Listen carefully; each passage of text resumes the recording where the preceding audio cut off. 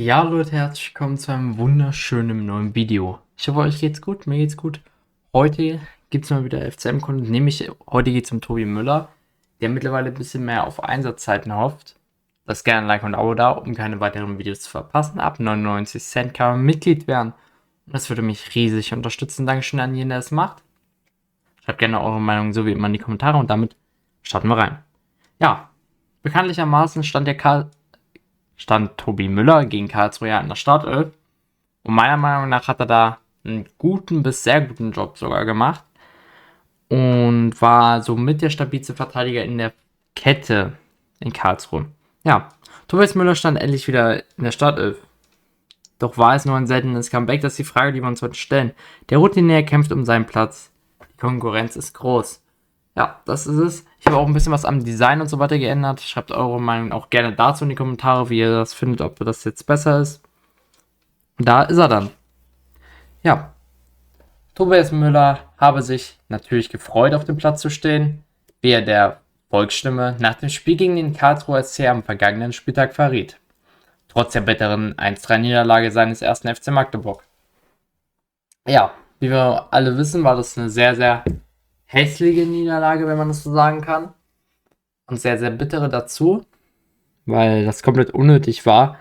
Man hat einfach ein bisschen so das Gefühl gehabt, dass unsere Mannschaft nicht so wollte wie sonst. Und dadurch verliert man dann halt, vor allem in der zweiten Bundesliga Spiele. So ist das. So ist der Fußball. Und das muss man definitiv respektieren. Passiert das nicht, verlierst du Spiele. Und vor allem bei Tobi Müller hat man gemerkt, dass er noch eine der wachsten Spieler war im Kader. Ohne unbedingt so vielen Fehlern. Natürlich passieren auch Fehler. Vor allem, wenn du so lange nicht in der Startelf stehst.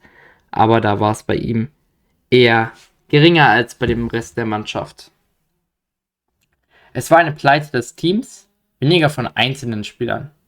Müller, so viel steht fest, stach von der Leistung nicht negativ heraus, obwohl er in dieser Saison wenig Spielpraxis sammeln konnte.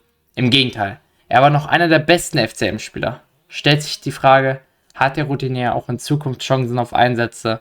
Und da muss ich ganz ehrlich sagen, wenn man das jetzt natürlich so in die Reihen fragt, ist das für mich eine klare Antwort auf Ja. Muss passieren. Bei solchen Leistungen bin ich äußerst zufrieden mit ihm als mittlerweile vierten oder fünften Innenverteidiger, so wie man es sehen möchte. Da muss auf jeden Fall auch er mehr Spielzeit bekommen. Das gehört dazu. Da muss halt ihn einfach mal für eine Halbzeit reinbringen und gucken, was passiert. Vor allem, wenn Heber mal einen schlechten Tag hat. Das ist sehr, sehr wichtig. Oder auch ein anderer Innenverteidiger. Weil das passiert oft nicht bei uns. Und dadurch verlierst du dann auch manchmal Spiele oder holst nur ein Unentschieden, wie es sehr, sehr oft zu Hause war. Vor allem bei Aktionen von Heber, was man ja eigentlich einfach ganz klar ansprechen muss. Ja, ich hätte gerne unter anderen Umständen gespielt, räumte Müller nach der Pleite gegen die Badener ein. Sportlich spielt der Kurzzeit-Paderborner nach seiner Rückkehr zum alten Arbeitgeber kaum mehr eine Rolle.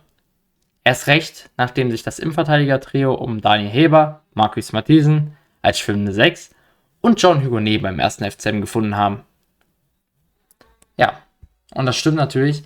Die Jungs machen auch grundsätzlich einen ganz guten Job, auch wenn ich persönlich immer noch kein Heber-Fan bin. Obwohl er wirklich ein gutes Spiel gegen Köln gezeigt hat. Ich hoffe, das geht so weiter, dann sage ich nie wieder was gegen Heber, aber davor die Spiele war das halt schon sehr, sehr unkonstant von ihm und sehr, sehr unkonzentriert. Was man aber auch sagen muss, man merkt, wenn Heber spielt, es ist ein anderes Spiel durch seine Schnelligkeit. Das ist ein Pluspunkt bei Heber, den man ganz klar ansprechen muss, den Tobi halt nicht zeigen kann, weil er halt nicht schnell ist. Er ist halt ein, würde ich sagen, ein normaler Innenverteidiger von der Schnelligkeit. Aber normal ist in der zweiten Bundesliga halt leider zu langsam. Mit Patrick Pfeiffer kam im Winter ein weiterer Verteidiger ins Ensemble von FCM-Trainer Christian Tietz. Und ja, vor allem das hat auch nochmal so ein bisschen die Chancen auf Einsatz von Tobi Müller zerstört, muss man sagen. Einer mit Bundesliga-Erfahrung, fast 10 Zentimeter größer als Müller. Tobias Müller durfte am Wochenende am Spieltag ran. Von Beginn an. Eine Seltenheit. Müller profitierte von den Ausfällen von Daniel Heber, der einen Infekt hatte, und Patrick Pfeiffer, der Adduktorenprobleme hatte. Ja, muss man ganz ehrlich so sagen. Man muss auch sagen, dass Pfeiffer grundsätzlich einen Vorteil hat gegenüber ihm. Er ist einfach schneller und hat einen besseren Körper zum Verteidigen. Das ist dann natürlich so ein kleiner Negativeffekt für Tobi. Tobias Müller durfte am Wochenende am Spieltag ran. Von Beginn an. Ja, genau. Und dann hast du halt das Problem. Wenn du dann von Beginn an spielst, musst du überzeugen. Hat er geschafft? Ist jetzt die Frage, wie wirkt sich das für ihn denn aus? Dazu sagte er dann, ich weiß, dass die Jungs es gut machen und ich da sein muss. Wenn so etwas passiert wie diesmal, lobte der 30-Jährige seine Teamkameraden, die vor allem die Gunst des Trainers genießen. Und weiter, ich will mit Leistung wieder den Fuß in die Tür bekommen.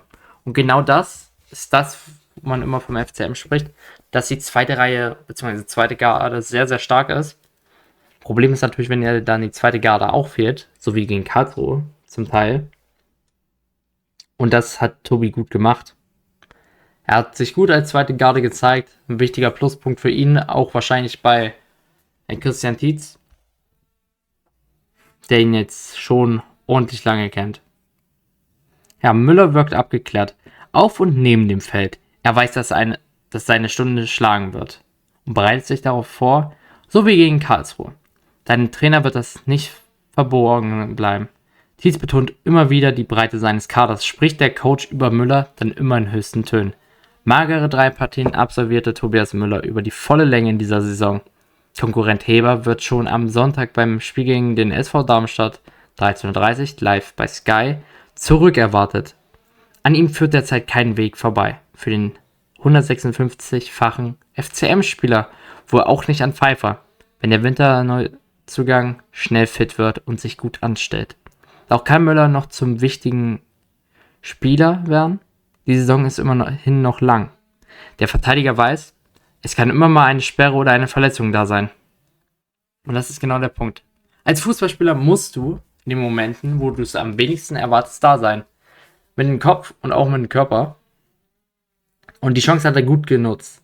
Und das wird definitiv, wie gesagt, Pluspunkte Hagen bei Tietz. Und bekommt er dann noch vielleicht 2 Chancen oder 3 und nutzt die, dann kann er auch vielleicht irgendwann wieder von Startelf träumen. Das ist das Geschäft, so muss es laufen. Und deswegen muss ich sagen, ich würde mich sehr freuen, wenn Tobi wieder mehr spielt. Vor allem, weil er gute Leistungen zeigt. Ich mag auch Tobi als Typen sehr. Und dann würde ich sagen, schreibt eure Meinung so wie immer gerne in die Kommentare. Das würde mich riesig interessieren. Lasst gerne ein Like und ein Abo da. Auch das würde mich supporten und unterstützen. Ab 99 Cent kann man Mitglied werden. Nochmal für zusätzlichen Support. Und damit wünsche ich euch noch einen wunderschönen Tag. Und bis zum nächsten Mal. Ciao, Leute.